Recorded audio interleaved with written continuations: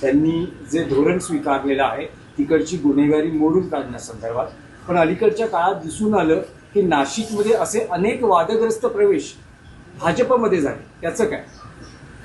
भाजपमधल्या नगरसेवकांना सुद्धा मुख्यमंत्र्यांनी सोडलेलं नाही किंवा ज्याने अलीकडच्या काळात भाजपमध्ये प्रवेश केला अशा गुंडांच्या टोळ्यांचा सुद्धा मी गेल्या काही दिवसात पाहतोय. पोलीस आयुक्त संदीप कर्णिक यांनी पूर्णपणे बिमोड करण्याचं धोरण स्वीकारलेलं आहे आणि माझ्या माहितीप्रमाणे नाशिकच्या पोलीस आयुक्तांना मुख्यमंत्र्यांचे तसे आदेश आहेत, हे यांचे अड्डे उद्ध्वस्त करा. मग तो भारतीय जनता पक्षाचा आहे का, तो शिवसेनेचा आहे का, तो काँग्रेसचा आहे का, तो राष्ट्रवादीचा आहे का?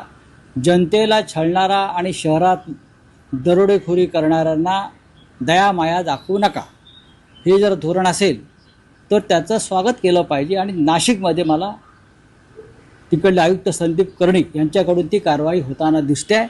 अशा प्रकारची कारवाई ठाण्यात व्हावी. नाही, पण पुणे अपवाद आहे का? कारण पुण्यामध्ये मी मुख्यमंत्र्यांचं अभिनंदन करतो.